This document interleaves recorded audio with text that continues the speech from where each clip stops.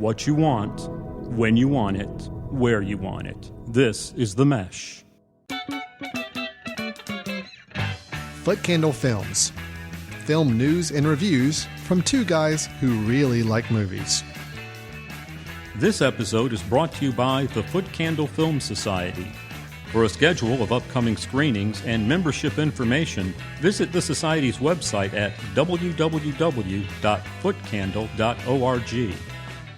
Hello, everyone, and welcome to Footcandle Films here on themesh.tv. I'm Alan. This is Chris. I'm Chris, here with you.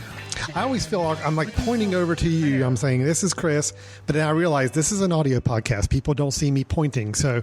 Well, maybe I need to develop like some intro phrase like Krusty the Clown. Hey! Like, yeah, there you go. Yeah, you need a catchphrage, Chris. That's what we're saying, I guess. How would you end the show, just not to start it? Not to start off. Hey might work okay. Okay. Yeah, well, we'll try something anyway.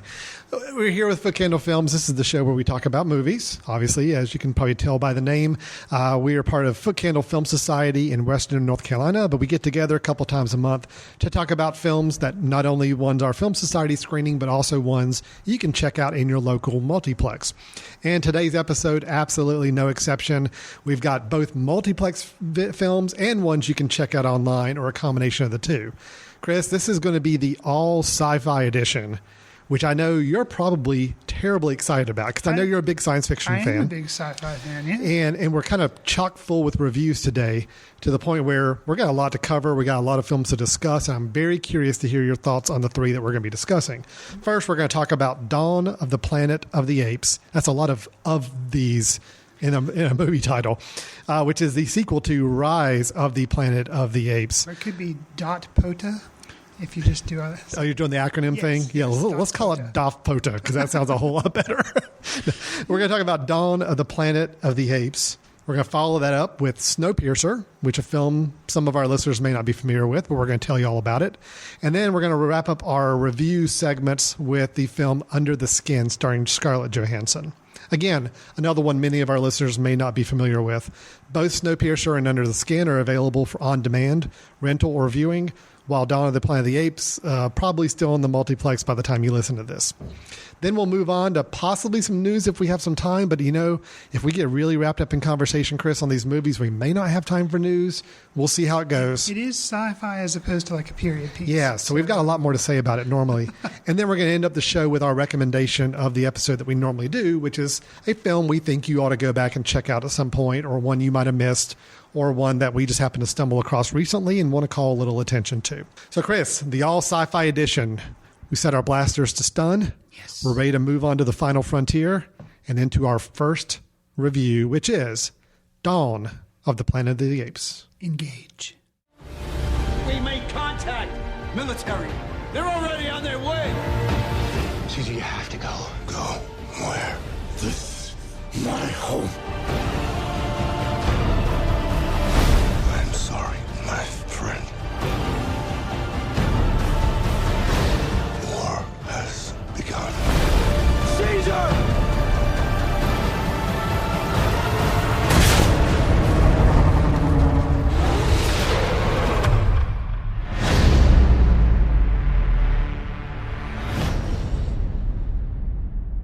In Dawn of the Planet of the Apes, which is different from Rise of the Planet of the Apes, Chris, I want to draw the distinction. You know how I remember it?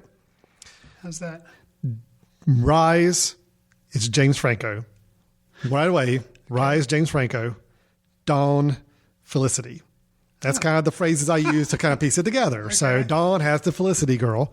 Rise has James Franco. Now, those are just phrases I put in my head. It's just kind of... I'm assuming Carrie Russell was in Yeah, she's Felicity. She was Felicity. Okay. Yeah, she was. TV show, right? It was a TV show. I never saw the show, but I'm familiar that was the character she played. Okay. So that's the way I kind of tie it together in my head. I associate it with that recognizable, bankable star. Gotcha.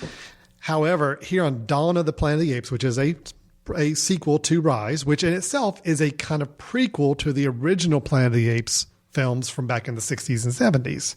Right. You still following me here? Yes. Okay. We have basically following up from the actions of the first film, mankind has dwindled in numbers due to a virus that has been released out into the world. The virus actually helped the ape community by becoming more sentient, more intelligent, and acting more of a society than maybe they would have in their primal states. Gotcha. So here we are. I think it's about 30 years after Dawn of the Planet of the Apes is what I seem to remember number-wise. They said it happened. I think that's right. We follow Caesar, who is the head of the ape community, who was the young ape growing up in the first movie, the one who became intelligent first based on exposure to some testing that humans were doing. He is now the leader of this ape tribe. They feel like they are pretty much in a secluded community. They don't think humans are still around because they haven't seen them in so many years. For a couple of years. Yeah, at least a few years. When all of a sudden the movie really starts off with a conflict where we do actually find out that there are still humans alive in the world. Not many, but there are still humans in communities. And these humans have an encounter with the apes. And it's the first time in several years that there's a realization that, oh, wow, we've got two different societies coexisting here. Mm-hmm. From there, different things ensue, different dramatic points happen, all escalating with basically a fairly substantial battle towards the end of the film. Right. Now, Chris, I remember back in the early days of Footcandle Films, you and I talked a lot about when Rise of the Planet. God, I have to remember. I think Franco. The Franco movie, when it was out. Right. Andy Serkis was the one who performed as Caesar in the film through motion capture.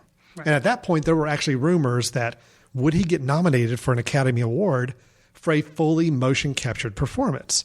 You and I were both on the bandwagon of, yeah, we think motion capture performances ought to be recognized as acting. I seem to remember that was the consensus you and I both had. Sure. But we also knew it may be a ways off before that ever happened. Because then you argue, was it really the visual effects artist that helped make that happen, or was it the actor, or a combination of two?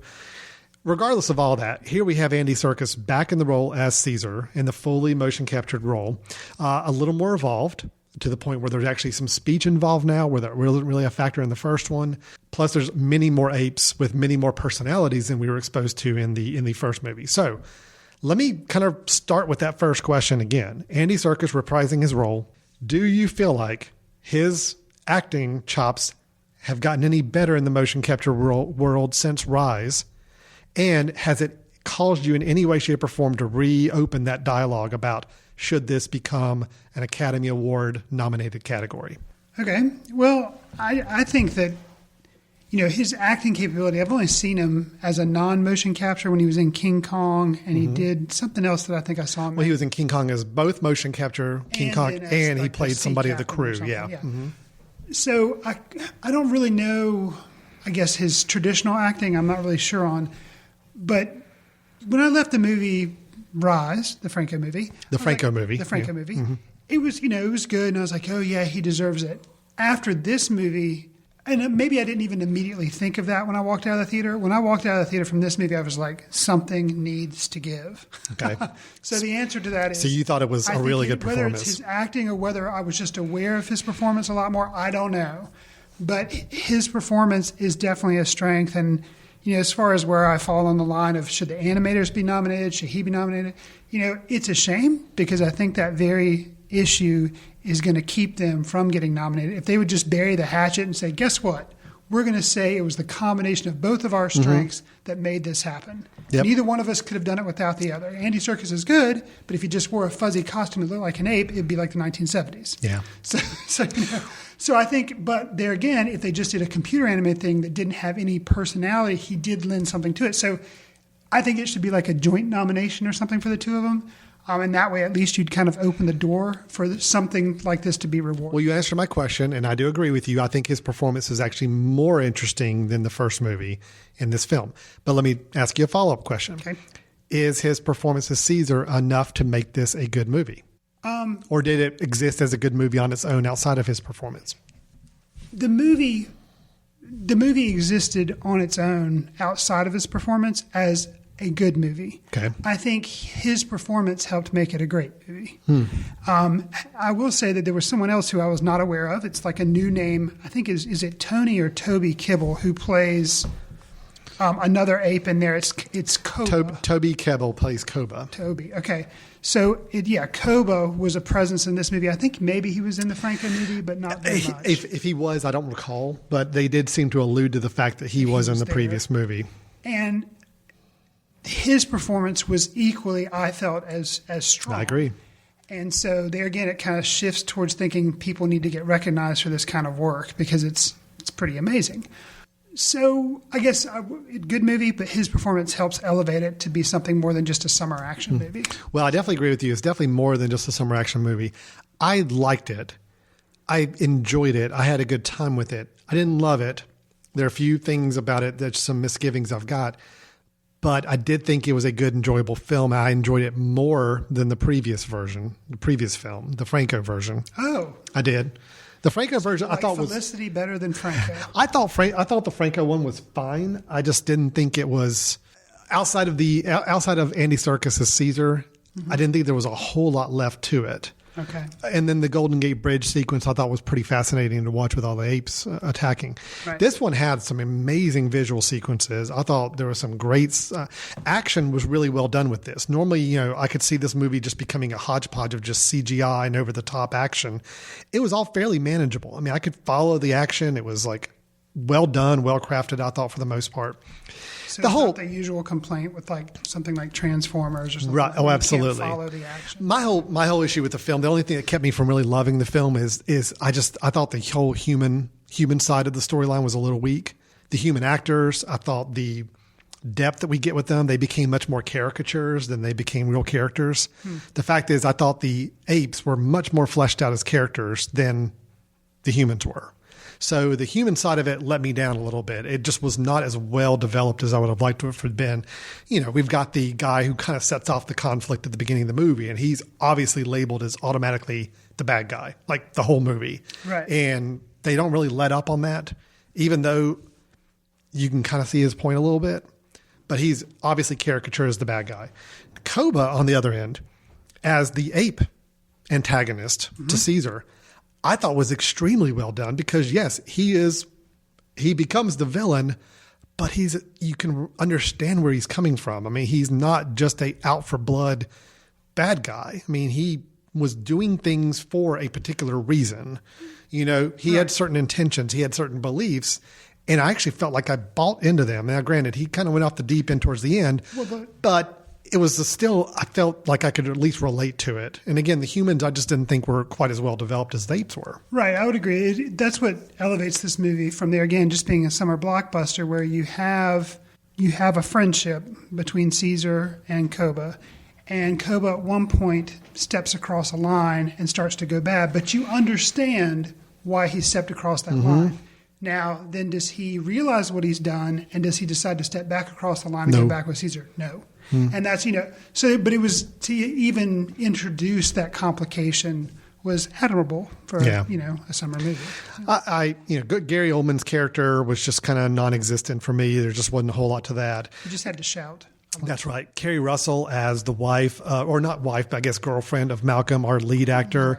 Again, almost just, she could have just not been there and it really wouldn't have impacted the story any. Sure. Malcolm's son is just, again, kind of a very stereotypical character they threw in on the human side. So anytime we went back to the human village and kind of spent time there, I was bored. And I just felt like it was not really well developed. They were obviously more interested in seeing the ape community. As was I. They were obviously more interested in seeing that well developed. And that's great when we got there. But when you have that balance with the humans, it just didn't work as well. Yeah, it sounds like we're on the same page. I'm overall very positive on this film, but I would say that my negative does come in where yours does, that the human parts in the film felt too thin. Now, I know they can't just leave them out because that's the whole dynamic is between the apes and the humans, but I wish they would have been further fleshed out. I was also a little disappointed, and I'm not going to spoil anything, but the point where this film leaves us at the end. At the very end? Yeah, at the very end. I felt like I didn't feel like we'd really moved very far from the beginning of the film. In that I felt like the status quo at the beginning of the film, when they first realized that apes and humans are coexisting now, I didn't feel like we really got that much movement. Everything was still relatively status quo, other than there just being an awareness that the two exist. I would kind of take issue with that because at the beginning of the film, there is no knowledge of the other side. Then there's a knowledge, and they have a truce, so to speak, and then things fall apart. And at the end of the film, there's a definite realization that Oh yeah, it's on. Yeah. And that I don't know. I Okay, like the all right. last shot of the film as well too. Actually, It was really Yeah, good I know the last one you're talking about, and I have heard that they've already supposedly given a name to the next film in the series, Okay. and it is Battle of the Planet of the Apes. I So don't it see really how is. it could be anything it's different. pretty much war. Which, I mean, granted, this was pretty much war too, but it was just war with the apes we knew with this one colony of humans. There's probably other colonies of humans all over the world that we're not aware of. So The events in the climactic scene and how things pan out surprised me. And I can't get into details Yeah. because it would kind of spoil some things that happen in the film. But I will say that the impending sequel, which would seem like to indicate it's going to be a big battle movie, doesn't really interest me at all. nope. But I will say, straddling the fence, playing devil's advocate. Then again, when I heard about the first movie, Rise, the Franco movie, I was like, why are they rebooting Yeah. it? Like, why? There's no point. And then when I heard about this movie, I was kind of like, well, I think it's just going to be. Both movies have been a surprise they so surprised far. me both times. So I'm hoping that it will be something more than just a simple battle movie. Well, I 'cause think that's not going to be interesting. Part of the good thing about going on here is that we have a director, Matt Reeves, who had made Cloverfield several years ago. Okay. He also made Let Me In, which was the American version of Let the Right One In. Both competently made films, good films. I thought Cloverfield. I had some issues with Cloverfield, but I think for a first directorial effort, was pretty good. Let Me In, I still like the original version better, but the American version was actually pretty well done. They I didn't. never caught up with the. They didn't American- over Hollywoodize it at all, which Okay. was good. So we've got a good, competent director. I think to me that's the key of these movies. If you're going to take kind of a ludicrous concept of the Planet of the Apes and you're going to make it very serious and you're going to make it very authentic, you've got to have a good director at the helm. So we have that here with Matt Reeves. The gentleman who made Rise. Franco, was Rupert. Gosh, I can't remember his name right now. But he's also a good director. I mean, I think there again, you've got a good hand guiding these films. That's going to be the key for the third one. I mean, you can make an interesting movie out of a giant war movie if you've got somebody really strong guiding the ship. And it's interesting. I heard that whoever the director was for the Franco movie, when he stepped away because of issues over writing or something, Franco then stepped away. And so Rupert Wyatt was Okay. the director who handled the last film. And so from what I understand, it was like whether it was issues over control or something, Yeah. but he's like, okay, I'm out. And then Franco at that point said, well, if he's not back, I'm not back. But you know what? It all worked out fine because having a movie set 30 years after Rise, I mean, James Franco's character would have been 60 years old. Right. So. How did you think they handled the callbacks to the Franco film in this film? At first I thought it was a little convenient, but I liked it. I mean, it's basically you find the house that Caesar was raised in and they find a video camera and get to watch some old footage. It's very convenient, but I think it worked. I liked it. It didn't bother me, and I think for there not to be any reference at all, Yeah. maybe it would have irritated me. So I thought it was kind of clever. I didn't think it was overdone. I also appreciated the reference. At least I'm thinking it is. You'll have to help me because I've only seen those movies, like one or two of the '70s movies, and it was a long time ago. But the reference to Blue Eyes, which, if I'm not mistaken, is a reference to the Charlton Heston character in the old movies. And I believe in this so. movie, it's a reference to Caesar's son. Caesar's son, they call him Blue Eyes. Yep. Yeah, that's good. I didn't even think about that, but I think you're I right. will be interested to see how that carries, if it carries through on the sequel movie. Yeah. How things carry through with that. So we're both positive on Dawn of the Planet of the Apes. I'm not loving it, but I did enjoy it, have a good time. Sounds like you liked it a lot. I did not. I gotta throw one more thing in there, and this doesn't spoil anything. Okay. But it's an example to me of how this was a great movie, and it was elevated from the good by this simple scene. Koba goes to scout out. Oh, I know what you're talking about. Arms depot, okay? Mm-hmm. And he goes to scout that out, and his interaction with the humans is amazing. Yeah. And a shift that takes place, and then a shift that happens again, and then on his return, Oh, it was. But specifically the first yeah. encounter, that blew my No, it was an mind. awesome sequence. I will point out that sequence and call you on that as well. And then during the war sequence, there was a shot from the viewpoint of the person steering a tank. Okay. That was a long, continuous take, but you basically saw an ape moving in and out of control of that tank and kind of saw things from their viewpoint.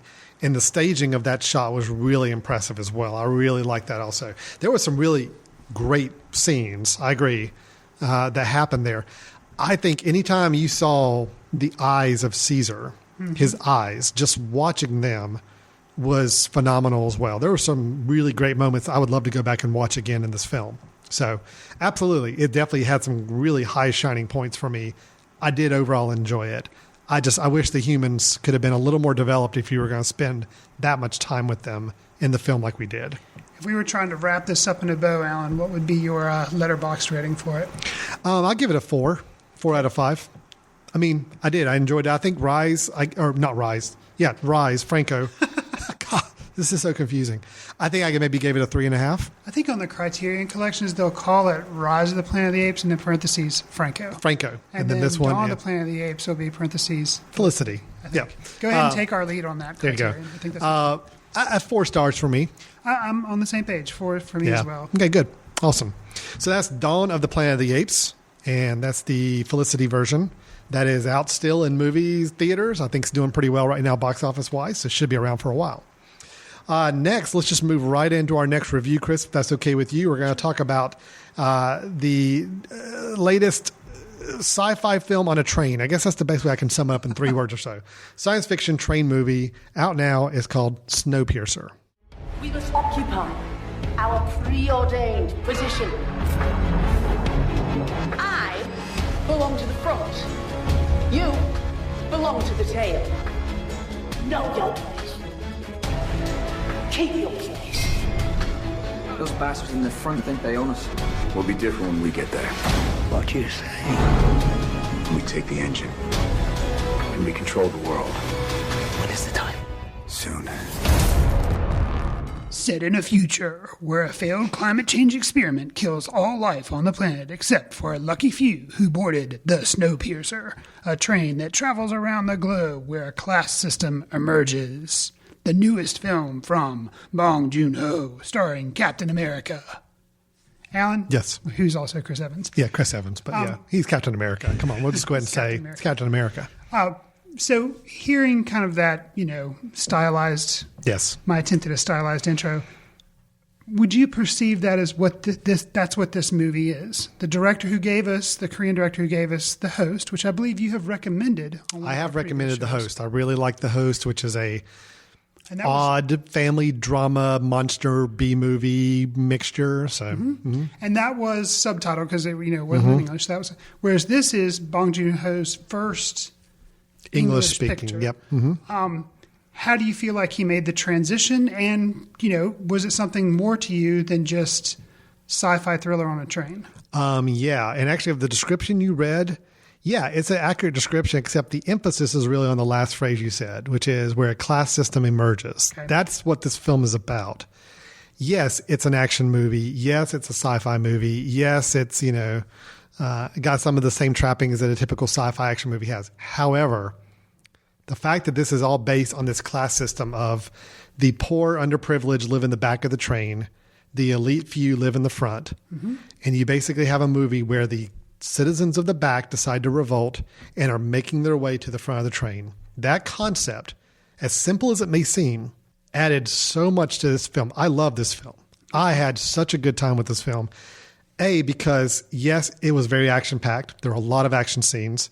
But B, I was actually more interested in wanting to know what's the next train car? What is the next thing that they're going to see? What's the next move? What's the next step here? To the point where I love the interesting characters. You had some very unique, interesting characters on the train.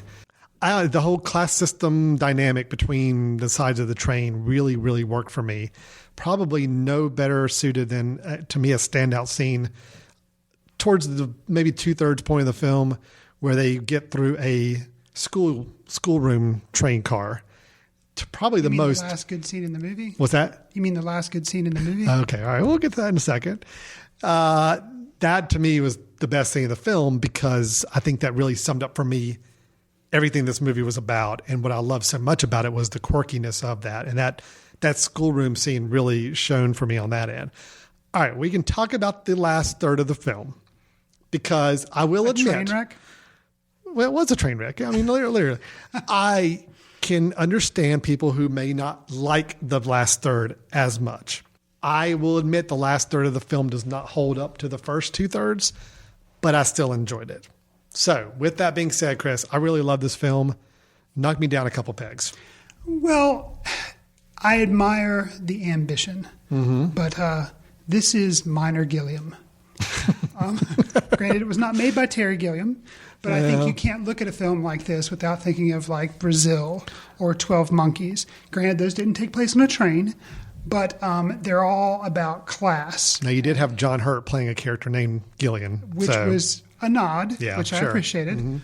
But it just, to me, it was a clever idea. They had a lot of good acting talent involved. But somewhere along the line, something fell apart. And it was actually, I'm not really good at math, but you said the final third. Somewhere in the second third, about halfway through the second third, fractional, like 2/6 or something like I don't 2/6 is 1/3, but you're saying force. Halfway through the second third. Hold on, I can figure this out. That would be 50. That would be the halfway mark. Okay. So it has to be, halfway through the second third of a film is the halfway mark. Okay, then it has to be something a little bit before that. So you're talking like the 3/5 mark? The 3/5 mark of the film. I'll have to go back and fraction it out. But basically, the first part worked, the last third didn't work. And then at some point, maybe it is the 50% mark, but I lost interest. And the fact that this movie was taking place on a train very much resonated with me because it was like I knew the train was on a track and I knew where it was going. I could see down the tracks. I knew where it was headed, and it just that bored me because there was no surprise. No. And I wish the upcoming train cars had kept me entertained, but they didn't. Oh, they totally did with me. Kind of repetitive. But the look of the film was good. The ideas of the film were good. And I'm wondering, since it was his first English film, maybe trying to get a bunch of big name stars, because we're talking. There were big names. Yeah, there's Captain America. Yeah, Chris Evans. There's Tilda Swinton, who plays an interesting role, but I feel like was kind of short shrift with her. John Hurt, that you already mentioned. Octavia Spencer, that she got a lot of acclaim for The Help. Jamie Bell, I don't know if people know who he is or not, but he was in Billy Elliot a long time ago. And someone else, I guess. Someone else. We can't mention the last person. But so there, the big names. But I feel like somewhere in trying to pull it off, maybe a little bit of scripting or something just kind of lacked for me. I cannot disagree more. I can understand the last section of the film being somewhat of a letdown compared to what we had before. But I don't know. I kind of felt like that's how it needed to be. And I think that's how it needed to end. It was a lot of talking. It was a lot of exposition at the end, but I kind of felt like we'd earned it by that point. I don't know. I really like Chris Evans in the film. I like Chris Evans in general nowadays. I think ever since the first Captain America movie, I really like this guy. I kind of liked him even before then, back when he did those horrible Fantastic Four movies. He was the only good thing in those movies I remember. So I like him a lot. And I think he plays the part he's meant to play here very well. Jamie Bell I thought was good as kind of a sidekick, a little more off the hinges sidekick.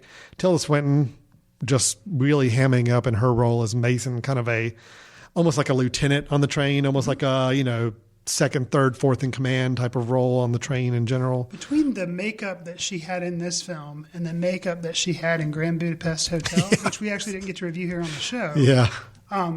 She's had some interesting roles with makeup. Absolutely. Well, I enjoyed her role. Octavia Spencer was also someone of the tail train attendees. I like the concept. I thought it was well written. I really liked the progressional nature of the film to the point where we were moving from car to car, and I liked the different environments each car presented. I thought the battle sequence kind of in the middle of the train, which is all these hooded guards. It's just a very bizarre fight scene, but I really liked it. I just thought it was a lot of fun. There's parts of it I still don't quite understand, but I like the fact that I don't understand it. The ending was both bleak and hopeful at the same time, and I liked that as well. Now you're shaking your head. Yeah, I liked it. I thought it was a good ending. Well, what I didn't like about, there were several things, but, to me, I guess the fact that it was so reminiscent of a Terry Gilliam film, Brazil in particular, and not to spoil anything, but hey, that movie's been out for a long time. The ending of that movie is bleak, especially the director's cut. The studios took it over and tried to make it a little happier. And that's kind of an issue that I have with this. This was very bleak, and it was like they had to make it a little happy at the end. And and the whole movie I feel like was really, really bleak, and then they had to have this little happy ending. And I was like, either don't make it so bleak and oppressive throughout, or just leave it bleak. Because I didn't buy but the you really could read shiny that ending. I didn't really buy the shiny happy ending. But I didn't see it as a shiny happy ending. I think if you really wanted to look for a shiny happy side, you could. All I see is, and again, I'm going to try to dance around this without spoiling. All I see are 2 kids being eaten by a polar bear. So you can say it's happy and all that, but I'm saying I actually saw a little more of the bleakness that these people that we're hoping are going to be able to move on from this story, I don't think have a very good future ahead of them. Even though if you want to be the optimist and say, ooh, they all have the world at their fingertips, I don't buy that. So I think you can look at both. It's the polar bear from the Coca-Cola commercials. How could they not? How could they be mean? How could they do anything bad? So they're just going to spend the rest of their lives coming out every holiday season, staring at the sunset and drinking a Coke. How could it not be? Right. How could it not be happy? Yeah, I agree. Well, I personally like the film a lot. I thought it was great. Is there anything that you do want to call out things you did like about the film, Chris? Things that you thought people ought to check out? Unfortunately, I think I've hit all the positives. Wow. Yeah. And I'm really I can't say I'm disappointed because I can never say I'm disappointed that somebody doesn't like a film I like. I'm surprised, Chris. I really am. Because I know there was a lot of borrowing from Terry Gilliam's style and some of that, but I'm all for borrowing it if you do something good with it. I guess you're just saying you didn't see the good that came out of it. Well, and part of the problem too is I will admit I had not seen numerous previews for this movie, but I had heard a lot of buzz online on Twitter and through other podcasts. So you were kind of already built up a little bit. And on Letterboxd, actually, I'd heard people kind of raving about it. So the end result was, Letterboxd score for me is 3 stars. It's not a horrible movie, but it's 3 stars. I'm 4 stars on this one as well. I enjoyed this. I enjoyed it I enjoyed it more than the Dawn of the Planet of the Apes. But I think from a technical standpoint, I'm going to give them the same star rating because I think where this one I enjoyed more for the story, the conceit behind it all. Dawn of the Planet of the Apes was an amazing technical achievement with what they did with both the balance of action and the performance, motion capture performances and all. I enjoyed this story more of Snowpiercer. I enjoyed the technical feat of Dawn of the Planet of the Apes more. So together, they're both equally enjoyable in my mind. So I'm giving them both 4 stars. Okay. Sounds good. So that's Snowpiercer. This is a film that didn't get a whole lot of theater love at all, didn't show very many places. Suppose there was a little bit of conflict between Bong Joon-ho, the director, and the Weinstein Company. Supposedly, the Weinstein wanted him to recut the film, make a different cut to it. Bong Joon-ho resisted, or they had a little bit of squabble. Finally, they ended up... Bong Joon-ho said, "Oh no." Yeah, said no. And finally, they did release it in his full 2-hour and 6-minute version he wanted. However, it just didn't go to many theaters, and it almost went immediately straight to video on demand. Well, good for him that he stuck by his vision. I think, supposedly, hasn't it done really well by bypassing... by video on demand standards, right. Yeah, it's done really well. It's like, right now, it's been in the top view of iTunes rentals for the last couple of weeks. For a film that got next to no media exposure, to be in the top 3 to 5 on iTunes on a week-to-week basis is pretty good. So, hey, I hope me personally, I hope the word gets spread even more. I hope more people check this film out. Chris is saying, if you check it out or not, it doesn't matter. I'm saying it's an okay film. All right. Very middle of the road. All right. That's fine. Well, let's take a quick little break. When we come back, we're going to wrap up with our third review, which is the Scarlett Johansson film Under the Skin. And we'll see, since we had one film that we both agreed on, liking, we have one film that we're split on, one giving it a very mediocre review, me loving it. I'm curious where Under the Skin probably could be our most polarizing from a listener standpoint. We're going to find out if it's polarizing between Chris and myself as well. So that's coming up next here on Footcandle Films. Stay tuned. We'll be right back. We'll get back to your show in a moment. Just a reminder, you're listening to The Mesh, an online media network of shows and programs ranging from business to arts, sports to entertainment, music to community. All programs are available on the website as well as through iTunes and YouTube. Find out more at themesh.tv and give us feedback on what you like. And now, as promised, back to your show. Hi, everybody. Welcome back to Footcandle Films here on themesh.tv. Before we get on to our next and final review of the film Under the Skin, I did want to pass along something to make sure you're aware of. The Mesh has been very, very excited to be a sponsor of the Greater Hickory Kia Classic golf tournament that's coming up at Rock Barn Golf and Spa in Conover, North Carolina, October 13th through the 19th of this year, 2014. You can get your tickets and information at www.greaterhickorykiaclassic.com. I know that's a long web address, but just spell it out like all the full words, greaterhickorykiaclassic.com. You can get your tickets and more information about the tournament there. We're really happy to be a partner of this. We did this last year as well, Chris, where we kind of helped partner with Greater Hickory Kia Classic. It's a great golf tournament, nationally known, has some great PGA level players coming to play right here in Catawba County, Western North Carolina. So we're very excited to be partnering with them again. We definitely encourage you to go check out the website and learn more about the tournament. And come on down. October here in Catawba County is a beautiful time of year. It's true. Come on down and visit us. If you happen to come in to town for the Greater Hickory Kia Classic, I'm just going to go ahead and say now, drop us a note and let us know. We would love to have you come by the Mesh Studios and hang out while we do a podcast recording on a Friday afternoon. Just personal invitation. Chris, are we okay doing that? Yeah, absolutely. We can wheel out the couch and have some room around the studio here. So come on by, be our guest. Bring your own popcorn.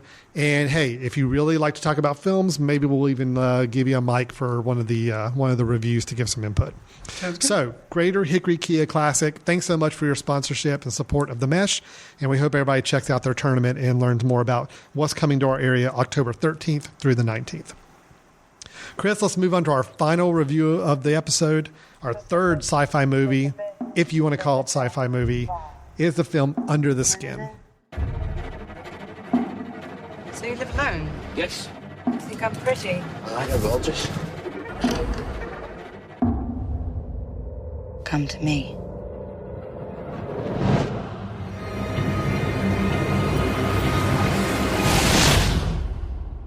You don't want to wake up, do you?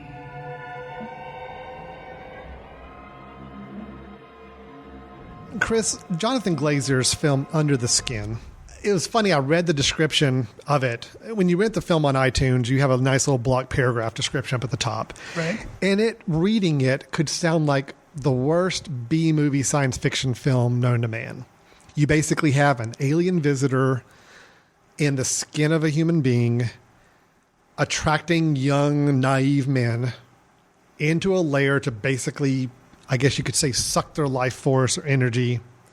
So basically a femme fatale, a Black Widow type of character, which is kind of interesting. Scarlett Johansen being Black Widow in the Avengers. Ed, did you catch what I did there? Comic book reference. Yeah, that's right. Okay. And that be the premise of the film. And, going into that didn't terribly interest me. What did interest me is what I saw briefly of the visuals and the style that we were looking at with this film. We have a film here of Scarlett Johansson starring as an alien. I mean, we're okay to say that. I mean, this is not a spoiler that you pretty much know within the first 5 minutes of the film. Yeah, she's an alien. She's on Earth in human skin. And before too long, she's already attracted her first male victim, who she leads into a lair with the promise of sex and skin. And the guys get swallowed up in a strange black pool and get sucked the life form out of them to where they're basically flaps of skin left floating in this black cesspool. There again, if you are still listening to me describe this film and sounding like, wow, this is not the kind of film I want to see, I'm with you. You're probably right. I'm with you. Right. That's not the kind of film you want to see. However, there's a lot more going on to this film than that. And of course, that premise is really, you get the hang of that premise within 20 minutes of the film. You've got a whole another hour and a half of a much deeper story going on, much deeper symbolism, much deeper everything. Even though the pacing is very slow, very methodical, shots are very long, scenes are very long. This is a very polarizing film, I guarantee you. I guarantee you we could ask people in our community to watch this film, and most of them are going to hate this film. You will have some people who will love this film. Probably not a lot in between. Chris, we talked before the recording. We have not talked about this film yet, about us kind of being betting how the other person would perceive this film. I'm going to go ahead and predict, and I want you to tell me if I'm right or not, that you absolutely love this film. Oh, yeah. Yeah, I figured you did. Absolutely. So tell me what it is about this film you loved. I mean, I'll go so much to say, for these reviews, pretty much what I do is I sit down, and if I have to do the intro, Lord knows how I come up with that. But I basically divide it out, positives, negatives, and I try to talk about them each equally. For the negative section on my little sheet here, I have can't find one. Wow. Maybe a teeny more closure with the motorbikers or other elements left hanging, and that's with a question mark. Is it motorbikers or just motorbiker? I think it's several because at one point they kind of come together. Oh, that's right. I remember that scene. Yeah. Okay, got it. But they only show us the face of one. Yeah, got it. But that's with a question mark with that statement because I'm not really sure I think that's a negative. Ambiguity plays a huge role in this film. And don't get me wrong, sometimes I don't like ambiguity. For example, let me just kind of go with me here. Because actually, the thing is, if we were willing to spoil elements of this movie, we could spend 2 hours talking about this. I could spend 2 hours talking about this movie. Easily. But I don't want to spoil several things, so I'm going to have to talk in generalities. We have talked in the past. I've recommended Upstream Color. Okay? Before that came a movie, Primer, that we've both seen and we both liked. I liked Primer a lot. I liked Upstream Color, but I was frustrated because a lot of things were kind of vague and not explained to you. And it was frustrating because I felt like I was dumber than the director. I was too stupid to get what he was doing. So I still liked the movie, but I was frustrated. And Primer left just enough breadcrumbs that you could kind of follow what was going on. Maybe you didn't understand everything, but that was okay. Whereas Upstream Color, I was wandering through the forest. I had no idea what was going on. With Under the Skin, there's a lot of things that I could see how people would be like, I don't understand what's going on. Why is she doing this? What's going on? And that didn't bother me because there was enough there that kept me curious as to how things were going to happen. Well, but honestly, on that point too, the things that you don't really understand why they're doing what they're doing, honestly, are of very little consequence to the film. That's true. Okay, so like you could come out of this saying, why were they sucking up these guys in this black pool? And in the end, it didn't matter. Right. That didn't matter to the film at all. I don't think Jonathan Glazer had any interest in trying to figure that out. What's the relationship between Scarlett Johansen's character and the bikers? I kind of wanted it, but there again, doesn't really matter. Doesn't matter. No. This is all a film about, to me, what you always take the example of what if an alien came to Earth, what would they see? What would they see in our society around us? And I think this film tries to put the best point on that it can. And the fixation with visual appearance, what we look like, what our skin looks like, is a really, really played up factor here. And I think that's what the movie's about. Right. I don't think the movie has any interest in being a sci-fi action, or not action, but alien abduction, alien invasion type of film. There's no interest in that at all. This is about what happens if somebody who truly was an alien to our world came here and experienced this world, made some decisions about who they wanted to be, or maybe were questioning who they wanted to be, and saw both some of the good, well, very little of the good, mostly the bad that can come from society when you focus on the outward appearance and the visual side of things. Yeah, this movie is more interested in being a mirror of humanity than it is showing off cool special effects with aliens. Yeah, absolutely. Even though the first couple minutes when we've got a very 2001 type of vibe to things, I thought that was really... That took me aback because I wasn't expecting it. Everything I expected with this was it was a very low-level sci-fi film, meaning it was not so obvious sci-fi elements were there. But in that first 5 minutes, it's like, oh, wow, okay, yeah, we're actually seeing like spaceships and things out in space coming here in building a human in a way, or building a person. That took me aback. I liked it. It's just I did not expect that. But really, once we got past that first 5 to 10 minutes, it was very grounded. Other than this black pool that the guys got sucked up in, but it was a very grounded movie. I loved that black pool. Not that I want to be sucked up in it, but I thought The concept of it was interesting. The concept was amazing, and something like I'm sure it was difficult to pull off visually and from a cinematography point of view, from a staging point of view. But just making that happen, it looked like it was simple to do. You know, just because it was very smooth and effortless, and it was just amazing. Interesting that you called up 2001 because when I was watching, I have here in my, in the positive section, I have here in my notes, the opening sequence reminded me of the Starfield sequence from the end of 2001. Yeah. And specifically, not that there were a lot of stars going on, but there were a lot of tricks with light and that patience is needed. And you just need to sit back and enjoy it. And unlike 2001, which you have all this other stuff before that, this is at the beginning of the film. And I would actually caution people that if you start off and that credit sequence is kind of, if you can get past the first 5 minutes where it's like, what is going on? Try, just at least try to do that. And then if you get to the first black pool ooze sequence and you're still ready to give up, then give up. But try to make it. I really like that opening sequence. And actually, because I had rented it on iTunes, I went back and watched it again after the movie was over because I wanted to, and I think I do understand a little bit more of what's going on there. But, yeah, it's just such a well-made film. The cinematography, the effects. Scarlett Johansen. I'm not haven't really been one way or the other on her. When she was in the movie Her, Obviously, I liked her in Her. I didn't really like that movie that much either. So, but in this, so much depended on her performance, and I could see how people could say, "Oh yeah, but all she had to do was just walk around and not say much, and just kind of." No, it's a lot more than that. But no, I felt like it was a lot more layered, and I feel like it was. Yeah.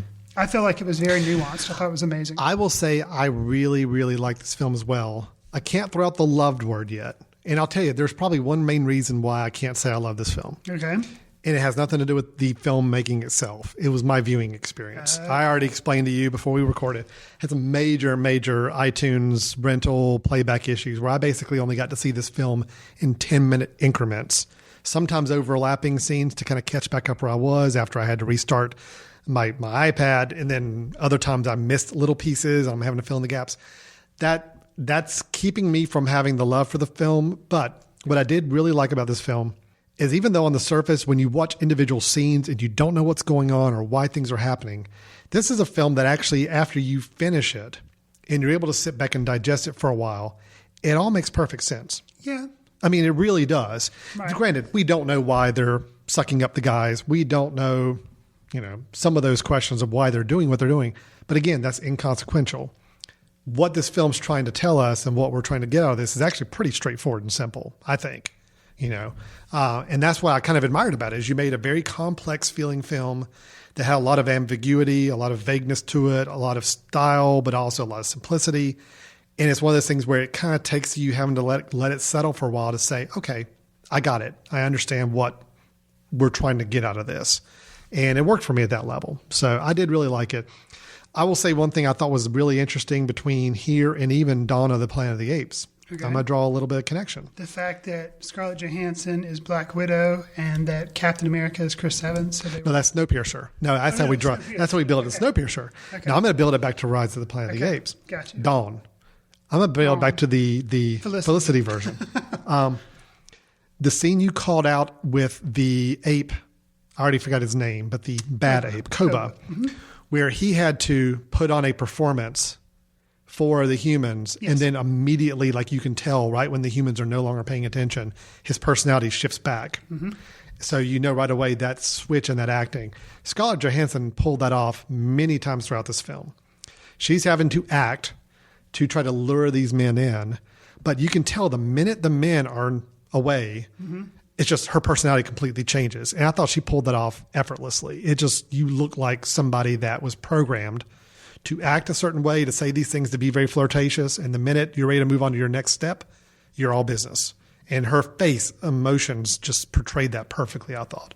So I thought she did a really good job with this. I thought it was a good performance, even though, not a lot of dialogue. Right. But again, acting is not just dialogue. It's physical acting as well. And I think that was very, very strong here. What did you think of the score? I loved the score. Actually, that was probably my favorite part of the film. Within the first 10 minutes, I was already digging what they were doing with the score. It was jarring. It was hypnotic at times. I really liked it.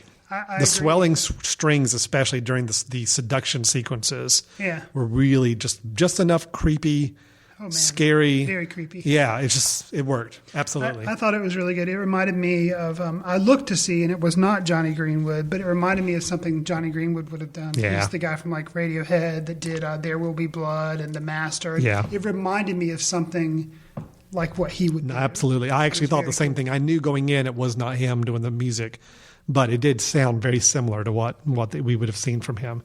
I really liked the film. I need to watch it again, just because I need to watch it in a complete, unbroken sequence. Like I'm sure it's meant to be watched, and not the way I watched it. You don't think you're supposed to start and stop it several times? I don't think so. Not particularly this one. Okay. You're not talking to a nice Apple representative for 30 minutes and then go back and watch another part again. No, Gotcha. I don't think that's the way you're supposed to. That's not what the director intended for the optimal viewing experience. Gotcha. But I will say I was generally surprised because I expected to go into this film and expect it to be bewildering and maddening and all, because that's kind of how it's been played up. I actually found it to be a lot more simple than I expected it to be, and visually really, really interesting to watch.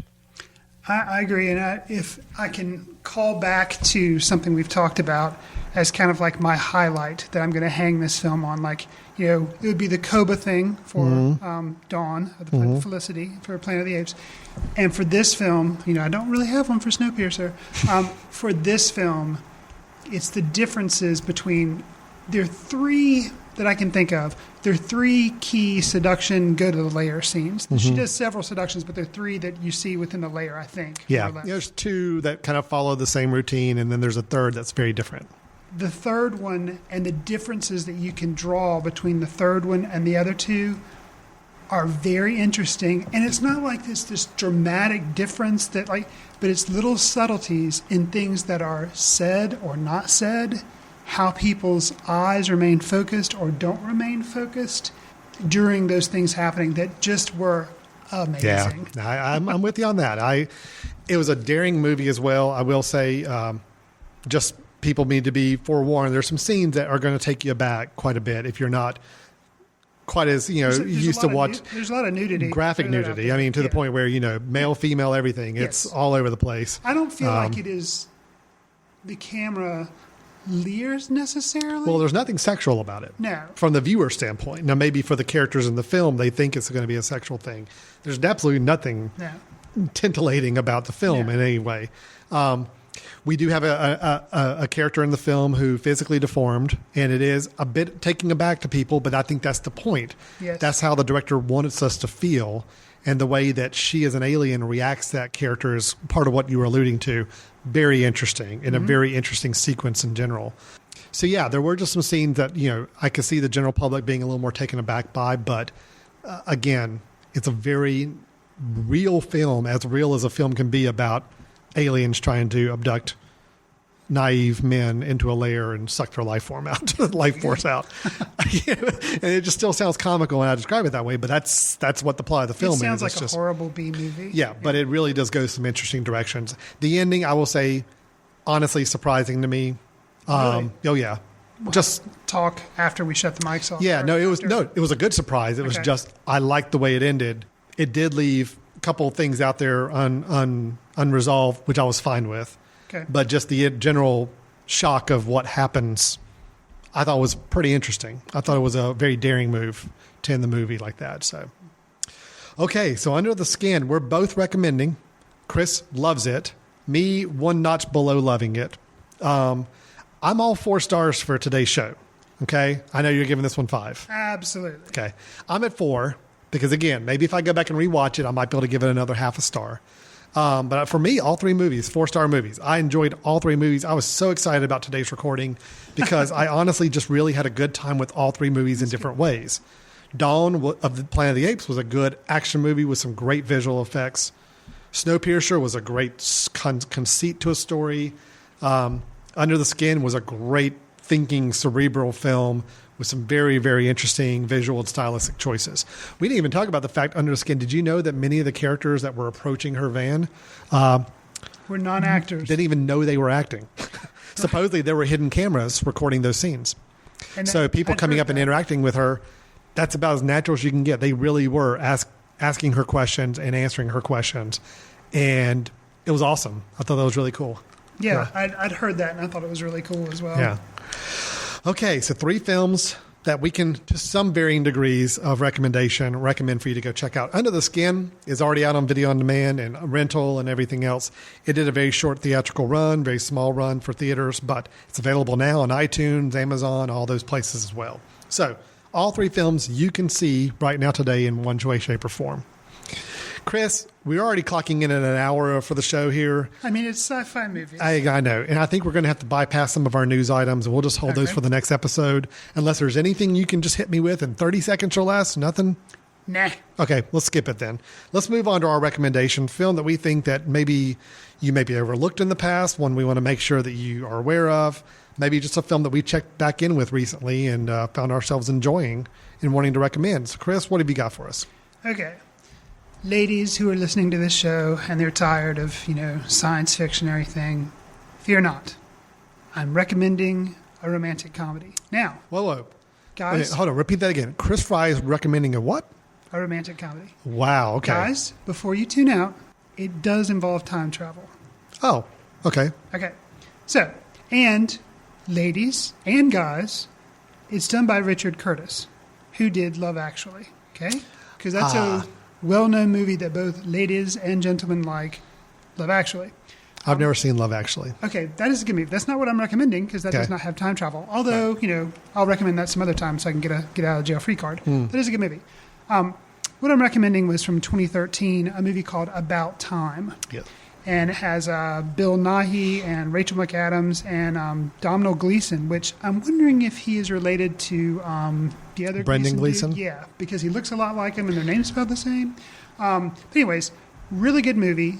Does involve time travel. Bill Nighy's a father figure to Domhnall Gleeson and tells him on his 21st birthday, hey, guess what, dude? You can travel in time. Oh, that's what I've always wanted to learn on my birthday. Yeah, it was really cool. But it could just be played up for laughs, the whole time travel thing.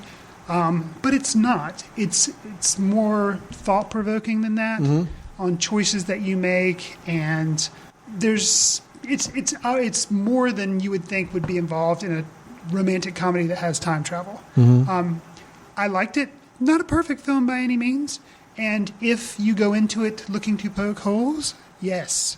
Well, it's a time travel movie. Yeah. As far as the time travel stuff goes. But, don't take that too seriously. Just look at it as kind of a thought-provoking movie that's, light, but yet date movie. It's what I recommend. Always looking for some of those. That's good. I saw the previews for this when I first heard of it.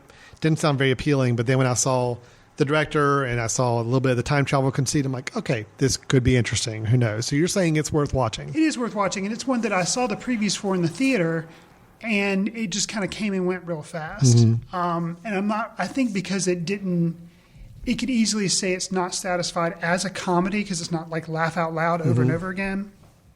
But I don't know. I recommend it. Well, I will say just as a side note, Domhnall Gleeson is the son of Brendan Gleeson. Okay. Just saw that. Yep. So you were right in your assumption there. So I mean, they look similar. Yeah. So About Time, good. A romantic comedy. Although it does have a sci-fi element. It does. So it does tie into the show a little bit. Out, guys. Yeah. Okay. It's still, yeah. Well, my recommendation actually does have a couple connections back to our reviews as well. Okay. It's not a science fiction, although there are definitely sci-fi elements to the film, and it co-stars Miss Scarlett Johansen. Oh. And if I did have recommended this film before, it was really early on in our run. So, I'm going to call an audible and just say it's okay for me to bring it back again. Bringing it back around. Bringing it back around. But it's the 2006 film, The Prestige. This was Christopher Nolan. This is one he did in between Batman and The Dark Knight, I believe. Right. Yeah, I think he did it in between those two. Right. Batman Begins and The Dark Knight. You're right. Starring Christian Bale and Hugh Jackman and Miss Scarlett Johansson. Christian Bale, Hugh Jackman playing rivaling magicians. This is back in the late 1800s, I believe. And This is a movie based on a novel that is one of the very few novels I can attest to having read in the last 20 years of my life. Because I love the concept of magic and historical magicians. This book concept, when I heard that Christopher Nolan was making it into a film, I immediately went out and read the novel. This film is very different from the novel, but that's a good thing because both can coexist and live on and be good, fun things to experience. The Prestige, in typical Christopher Nolan style, has a lot of cross-cutting between some time periods, different scenes. Sometimes you're having a little bit of a hard time placing where a certain scene is happening in chronological order, but that also makes it that much more interesting to kind of unravel. Right. Christian Bale, who for many years has been Christopher Nolan's kind of go-to guy on films, is fine here. I think Hugh Jackman, this is probably one of the better things I've seen Hugh Jackman do. He's got Michael Caine. He does have Michael Caine, which is another Christopher Nolan go-to. And Scarlett Johansen is one of the first movies I remember her starting to really kind of break out as a star as well. This was back in 2006. It's a very interesting, puzzling film. Even the last scene where probably much more of these sci-fi type elements really pronounce themselves even more will leave you questioning what you've been watching and what did this mean. And that's a good thing. This is the kind of film you want to talk about afterwards, but very expertly made from a directorial standpoint. Absolutely. Well edited, well shot, beautiful cinematography, and just some great performances by some actors that are kind of hit or miss when it comes to box office stuff. So The Prestige, I probably have mentioned it in the past, but you know what? Since you helped me out with the Gleason family, while you were talking and giving your synopsis, I looked on Letterboxd and you have not recommended it. I have not. Okay, good. Because I kept a list there for all the films I've recommended, and I haven't. Wow, that's a nice surprise. So The Prestige. I think we've talked about it. But probably you haven't really called it out. I will definitely recommend The Prestige. I think it was a fascinating film. Between Batman Begins and this film, Christopher Nolan, back to back, had produced two films that I absolutely loved. Now, I can say the love has waned a little bit with the last Batman film for Christopher Nolan. I'm really looking forward to Interstellar later this year. Me too. That could be really interesting to see. So I'm going to say Prestige, good film. Really enjoy it. All right. So we actually did weave in sci-fi elements into every single one of our discussions today. Not bad. Not even something we coordinated, just the way it all fell out. So this is all for the sci-fi only episode of Footcandle Films here today. The Monkeys, Trains, and Aliens, Oh My episode, as I think we're going to call it. Just as recall, Dawn of the Planet of the Apes, Chris and I both enjoyed and heartily recommend. Snowpiercer, Chris did not enjoy as much. I loved. So, balance somewhere in the middle. Yeah. You got a nice average good film there. And then Under the Skin, Chris loved. I really liked. I need to see again. That's kind of a good sum up for our show here. About Time, The Prestige, two other films we think you ought to check out. Just a reminder, check out the Greater Hickory Kia Classic website at greaterhickorykiaclassic.com and learn more about the golf tournament coming to Western North Carolina, specifically Conover, North Carolina, October 13th through the 19th. Get your tickets and info at the website there. So with that, we're going to wrap up today. Chris, somebody had some questions or feedback for us on the show. What all options do they have for us? Well, some feedback. You can email us at info@themesh.tv.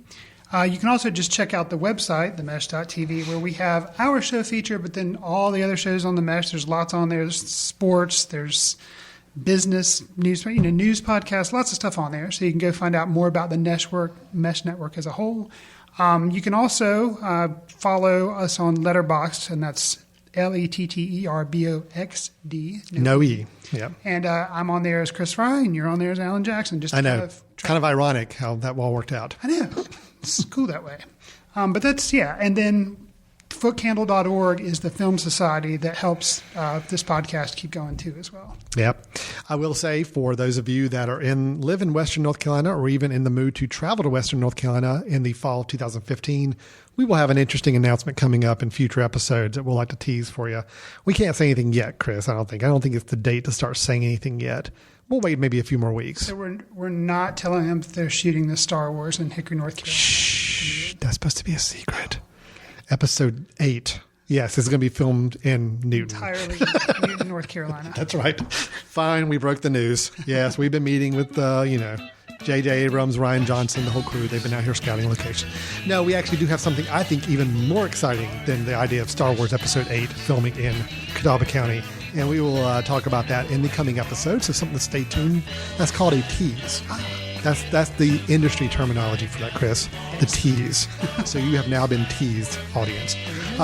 With that, we're going to wrap up this show. Thanks a lot for listening. We'll look forward to talking to you next time here on Footcandle Films. See you in the ticket line. Watch news through the courtesy of Footcandle Film Society. Special thanks to Carpal Tuller for the show theme music. For more about Carpal Tuller, visit www.carpaltuller.com. You've been listening to The Mesh, an online media network of shows and programs ranging from business to arts, sports to entertainment, music to community.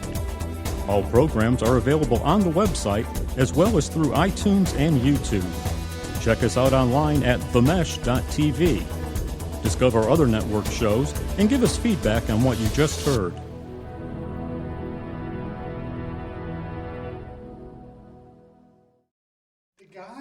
Is this a spoiler for Under the Skin? Yes. Okay, good. Well, let's talk. This is a spoiler if you're still listening to the show here at the end. We're going to spoil Under the Skin. So one of the things, the guy with the that was the facial deformed John, that wasn't prosthetics. Oh no, I know that was real. And I didn't know that wasn't prosthetics. And I looked into the movie, and how brave of him to do this film. Apparently, he is a producer in England or Scotland or somewhere. So he's like a television producer. He had been on a reality show, believe it or not, called like Beauty and the Beast. Right. Wow. So I didn't know anything about that show, and it was over in England. But I just amazing. Yeah. Amazing. Yeah. And it's a disturbing, his whole introduction is kind of disturbing. So thoughts on why she lets him go? We can spoil stuff now. No, yeah, sure. I've been trying to wrestle with that a little bit. I think something... Because I got to see the movie a couple days ago, whereas you just watched it last night. Yeah. So I've got an advantage there. For me, it almost seemed like she got to a realization that was the first person she encountered that I think she felt like was real, a real human being. Because you think about the guys that she seduced up to that point, they were all these, hey, baby, and let me pick you up. Sounding cheesy? Yeah. I think it was the first person that she came into contact with that was not comfortable in their skin. Yes, exactly. In that they weren't this bravado, all about the sex and the skin and everything. This was like, she felt like this was the first true human she experienced. Right. Which humans by nature, most of them are very... to know this human, so she moves forward with the whole seduction thing. And Yep. And I think at the end of the day, she didn't want to see him go. She didn't want to see him disappear. She didn't want to see him die. Yeah, and it kind of brought out something in her to say, okay, there's more to this whole human thing than the people I've been experiencing so far. Because if all her experience with humans had been just the guy she'd been picking up so far, you'd think everything was pretty surface, not really that interesting. Right. This guy was the first one that actually sparked an interest in her to say there's something more here.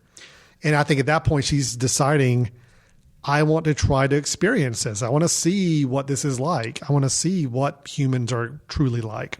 What did you think of? We're just going to run through spoiler tier. It's like one spoiler after another. What did you think went wrong when she decided to not take? When she met the guy on the bus, yeah, and she then goes to the house and they become kind of friends, and he kind of takes her in, and then they kind of have a relationship, and they have sex. And what do you think was going on with that? Because it ends very abruptly, and I think she just got, she's an alien that's never experienced anything like this before. I think she just got freaked out. Okay. I think it's almost like saying that she wanted to try to experience real passion and real intimacy, but yet she wasn't also prepared for it. Gotcha. And when it happened, it was like, oh, what the hell's going on? What's going on? So she kind of freaks. Mm-hmm. She's got her own reactions and emotions to things as well. She kind of freaks out. She kind of takes off. And then unfortunately, at that point, we make it to the end of the film where it's, humanity shows its ugliest side to her, where again, it's all about what she looked like, all about her appearance. Right. That was her undoing at that point. Right. Both her beauty got her basically raped in the woods. Yes. But then when her true self came out of the skin, that got her killed because both sides were something that this man couldn't process how to deal with. Right. He wanted to rape the pretty girl.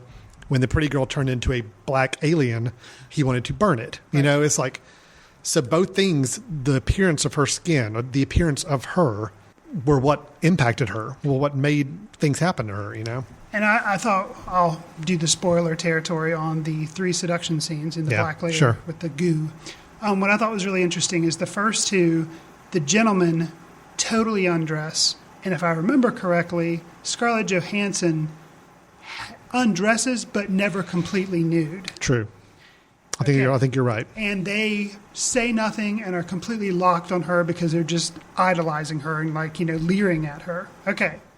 Now, with the third gentleman, who is the one who's deformed, he has facial deformities, he is nervous. Mm-hmm. He turns away at one point, does not keep looking at her, but turns away from her, and he's like, "I'm cold." And he says something else, I can't remember. She said, "Oh, it'll be okay." And he asked her, he said, "Am I dreaming?" And she says, "Yes." It's interesting the way they chose to do that. And she completely disrobes. Mm-hmm. She doesn't, and he is disrobed. He's naked, she's naked. But that was interesting, and I'm wondering there again, she was never comfortable in her skin. She realizes he is uncomfortable in his skin, and she is willing to completely expose herself to him because she feels sympathy. Yeah. That's a right. huge turning point. I think that's the key word. It's the first person she's felt sympathetic to. Right. And again, I just think that's the first time that she realized there's more to these humans than what I've been experiencing so far. Right. What was your take on the very beginning of the film when Scarlett Johansson gets the clothes from that woman? How did that come to be? She basically just set up, she is naked at the very beginning, but you just see her in this room, and she has this other woman laying there. And I thought didn't the motorcycle guy get the girl, find some girl's body somewhere? Okay. Yeah. I think he just found a body and said, okay, we're going to take these clothes. The curious thing was, though, the body is still alive because she cries. There's a tear that comes down. There's tears running down. So either, and again, this is one of these things kind of like the black goo and all that. We don't know if somehow these motorcycle guys, I assume, are like handlers. They're the ones coordinating whatever's happening here. Scarlett Johansen's alien is basically the seductress role. She's the one to entice everybody in. Right. The motorcycle guys are there to make sure everything goes according to plan. So they really come out whenever things start to go wrong. Right. And I think their job at the beginning was, okay, we need some clothes for our girl here. Right. And so the skin, the body is created at the very beginning of the film. That's what we see, the eyeball kind of getting formed at the beginning. But they need clothes. Whether they paralyze a girl, they find a drunk, passed out girl and somehow paralyze. We don't know. Yeah, and again, that's one of those things I don't think we really need to know. Totally matters, yeah. But they got the clothes. Well, they armed her with the clothes now, and she's on her mission. And they're always kind of roaming around, making sure her and probably others that they've got stationed around the place are doing what they're supposed to do. I'll close out the spoiler territory version of the show, or edition of the show, part of the show. At the very end, when her disguise has been torn, and she peels it down and she looks at it, did it appear to you that it was still alive? And that she was looking at it, but like the eyes... Oh, absolutely, yeah. Okay. And I don't know how. Well, and is I don't know supposed what. to be like, in some sense, was that original person still alive through the skin?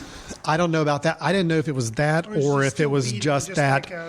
If the skin was kind of a living organism that grew on her and she was living inside of it.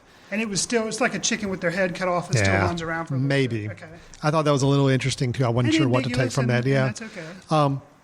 We didn't even talk about the scene on the beach with the couple and the dog. No, we totally didn't. Which to me was probably the most disturbing scene to watch. Absolutely. And I'm still kind of processing. I know what we're supposed to get from that is that she's not human. It shows she has no sense of humanity at that point, where she has not met the deformed gentleman, where I think we start to see the first little bit of humanity come out of her. And at that point, a couple, a wife first and then the man after her, basically get carried off by a current. And the little baby is left crying on the shore, and she shows no recognition of it. Right. So I guess it's reminding us that she is there. She's an alien. She's there for a mission. She's got a job to do. She's got a job to do. There's no humanity there. Right. Now, granted, I wonder if by the end of the film, if she had been presented with that same situation, if she would react differently or not. Yeah. Because you had those moments where she's starting to feel like she's trying to be human, both with the intimacy with the gentleman she meets on the bus and she kind of becomes friends with, the deformed man, all those things. You're curious. I don't know what would happen if she had been exposed to those same situations later on. Right. It's a fascinating film. I would definitely give it as a fascinating film. Very, very interesting. I definitely want to see it again soon to try to reprocess it some more. But I think, again, we summed it up pretty good. I don't think the things that are ambiguous are meant to be ambiguous, Sure. and it doesn't affect our enjoyment of the film one bit. Yeah. Yeah, cool. Awesome. End spoilering time. And scene.